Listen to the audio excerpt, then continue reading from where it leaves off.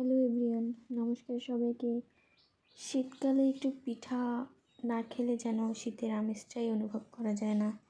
তাই আজকে পিঠার রেসিপি নিয়ে চলে আসলাম। তো আজকে হচ্ছে চিতই পিঠা বানানো হবে, সাথে থাকছে মাংস, মুরগির মাংস।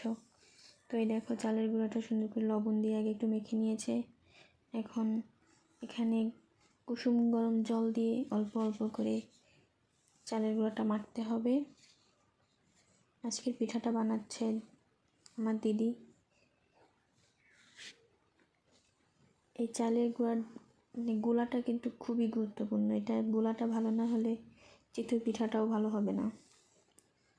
তা ওটা হচ্ছে চালের গুঁড়াটা মেখে গুঁড়া বানিয়ে রেখে দিতে হবে 1 ঘন্টার জন্য। আর এর মধ্যে মুরগির মাংসটা রান্না করে নিচ্ছে। এখানে মশলা বেটে নিচ্ছে, আলু ভেজে নিচ্ছে।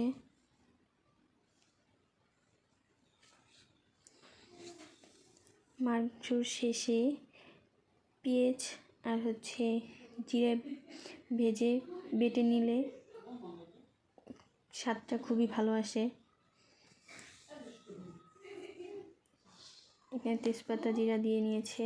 এখন মশলাটা দিয়ে মশলাটা কষিয়ে নেবে হলুদ লবণ দিয়ে।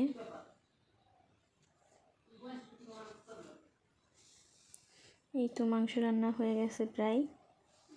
মাংসটা নামিয়ে নেবে।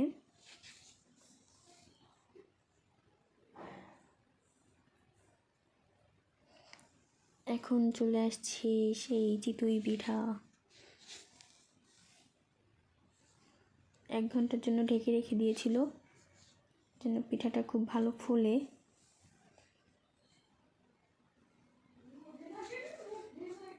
গ্যাসের চুলায় সাজের পিঠা তৈরি করতেছে। তোমরা কে কে গ্যাসের চুলায় সাজ পিঠা বানিয়ে খাও জানাও। আর সাজের পিঠা দিয়ে মুরগির মাংস দিয়ে খেতে কে কে পছন্দ করো, বা মাংস দিয়ে খেতে কে কে পছন্দ করো। অবশ্য সাজের পিঠা দিয়ে হাঁসের মাংস দিয়ে খেতে খুবই মজা।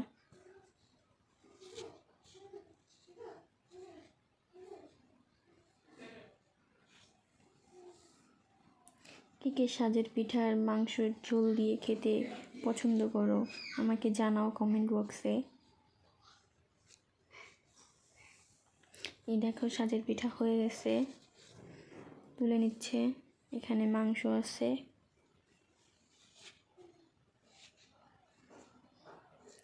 কিছু সাজের পিঠা এভাবে মাংস দিয়ে খেয়েছি, আর কিছু সাজের পিঠা দুধে ভিজিয়েছিল। এর ভিডিওটা এই পর্যন্তই। টাটা।